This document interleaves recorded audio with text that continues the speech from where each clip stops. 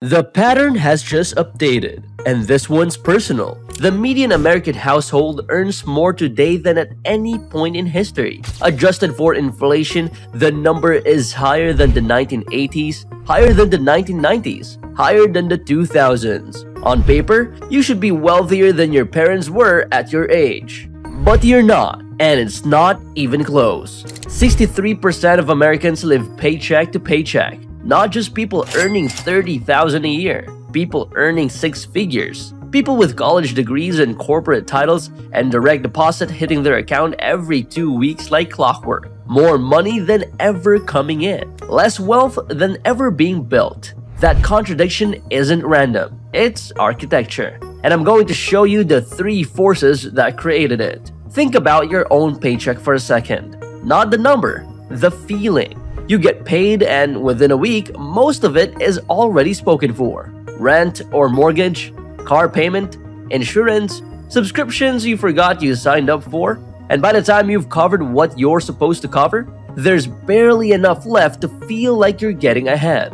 And the worst part, every raise you've ever gotten has somehow disappeared into the same pattern. You earn more, you spend more, and the gap between you and financial freedom stays exactly the same distance away. Almost like it was designed that way. Well, because it was.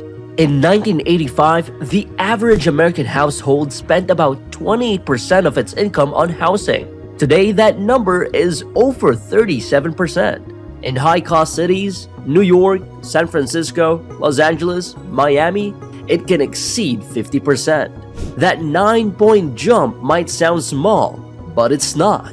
On a $60,000 salary, that's an extra $5,400 a year that goes straight to keeping a roof over your head. Money that in 1985 would have been available for saving, investing, or building something. But housing is just the anchor. The real mechanism runs deeper.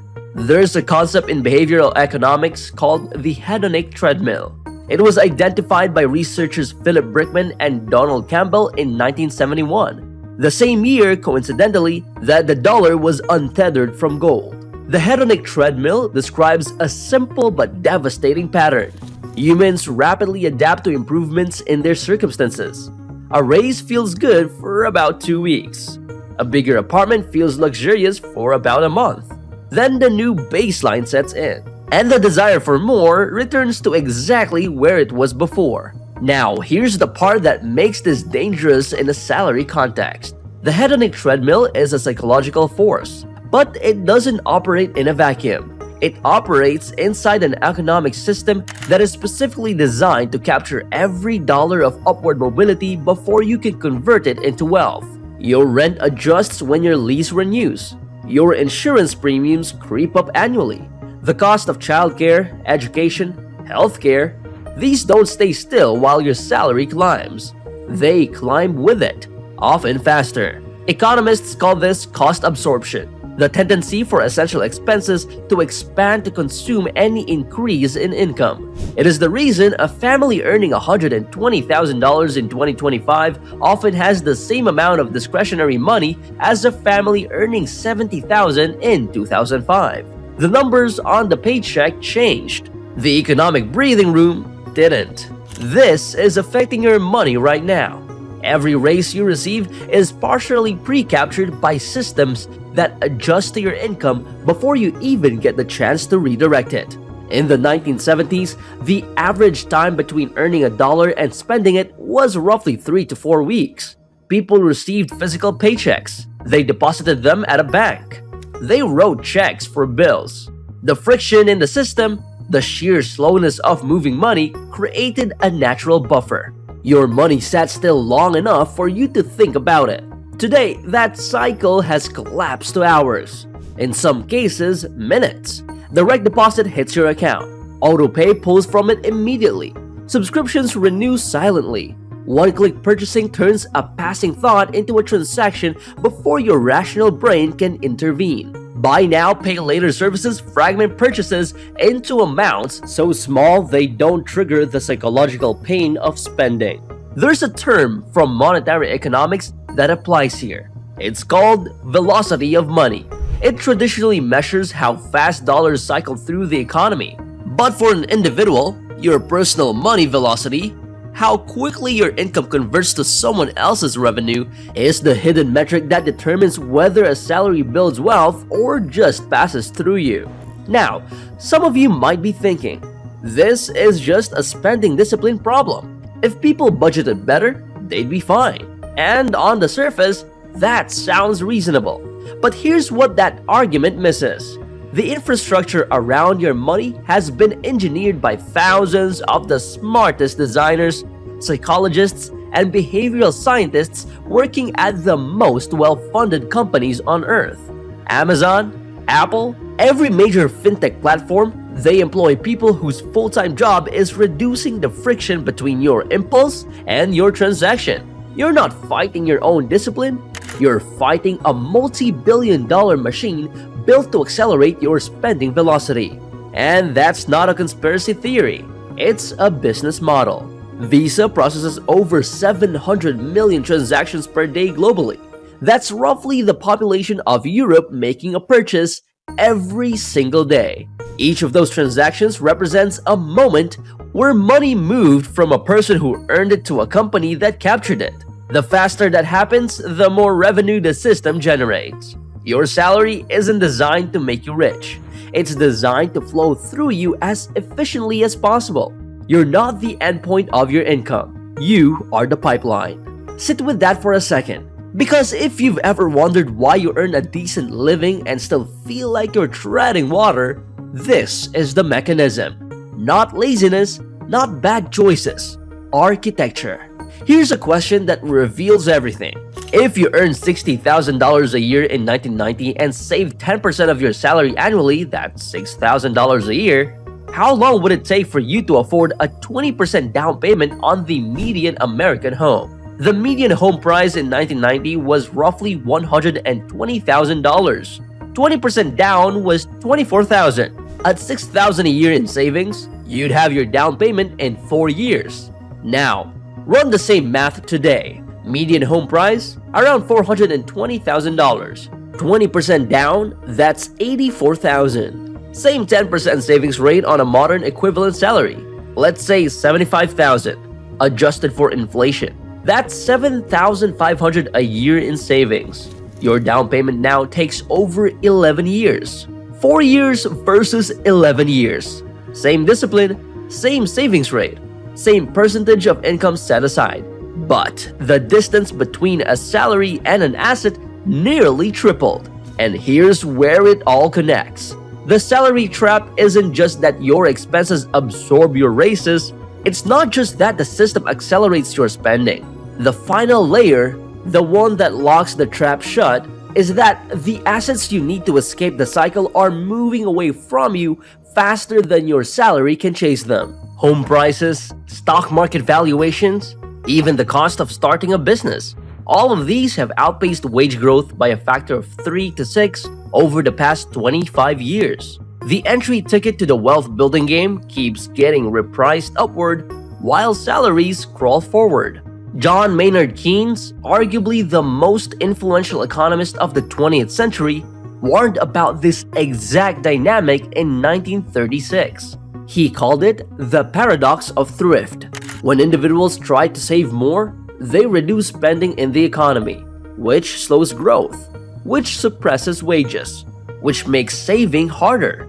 It's a feedback loop that punishes the very behavior it should reward. But here's the modern twist Keynes didn't anticipate. In today's economy, even aggressive savers face an asset market that inflates faster than their savings compound. It's not enough to save. You have to save at a rate that outpaces asset inflation. And for most salary earners, that rate is mathematically impossible without supplemental income or leverage. This is your money. This is your future. Pay attention. If you just connected all three forces in your head, cost absorption eating your raises, spending velocity draining your cash flow, and asset prices outrunning your savings, you've identified the complete architecture of the salary trap. Most people never see all. If you've been following this channel, you know we track patterns in faces.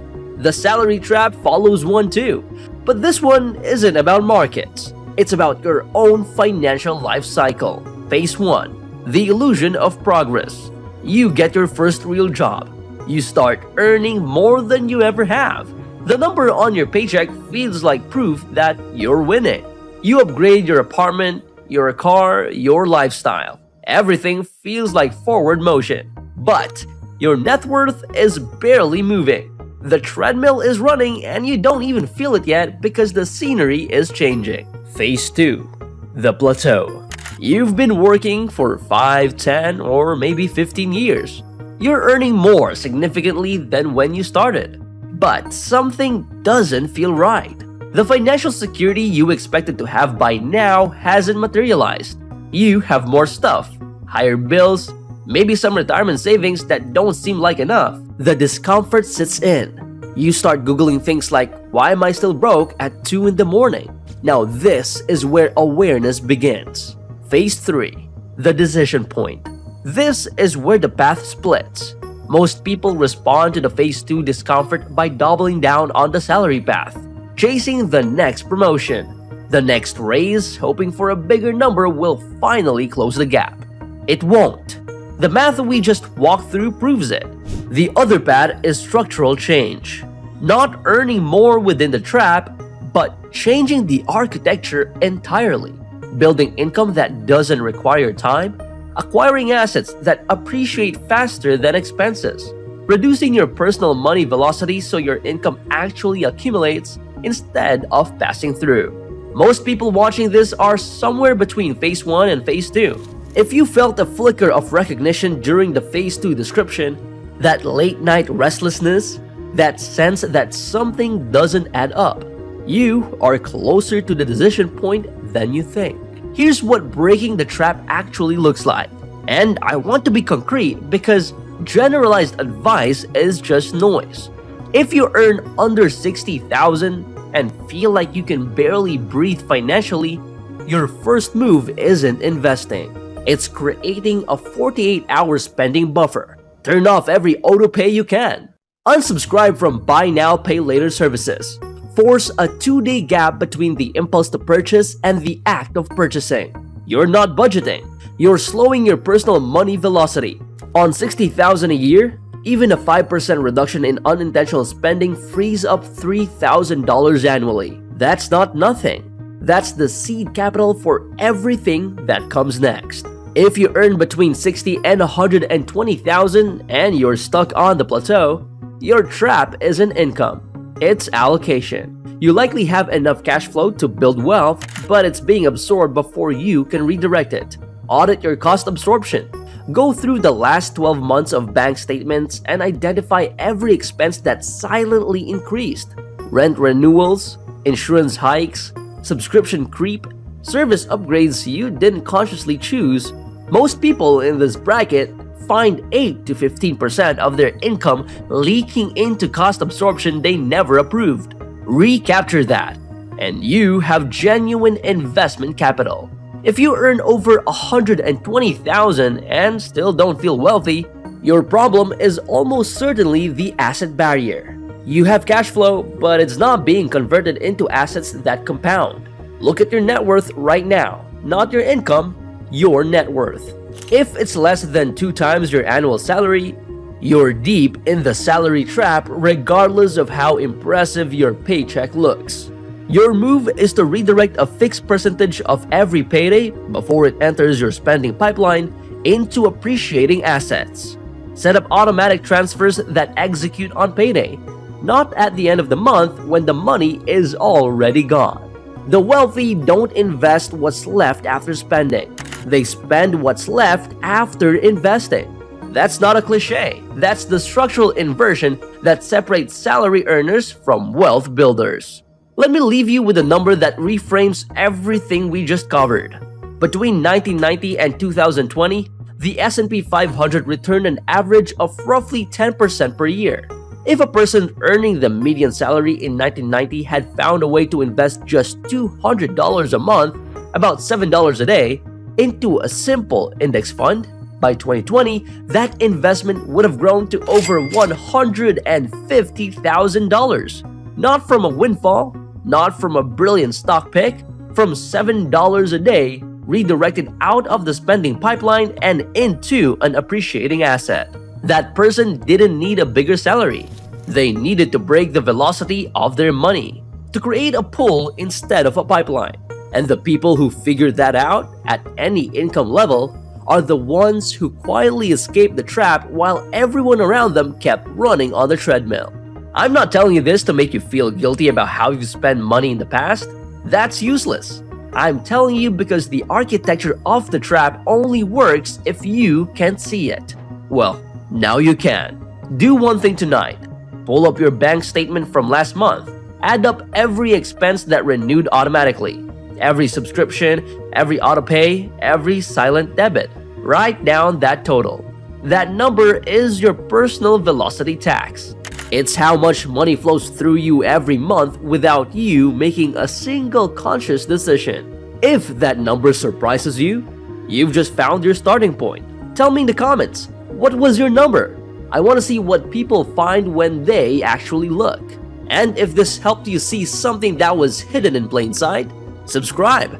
We track these patterns every week. And the next one is about how the system prices your time and why the math on that has been rigged since before you were born. You'll want to see it. None of this is personal financial advice. This is education so you can build your own framework and make decisions that fit your life. Now you see the pattern. The only question is what you do with it.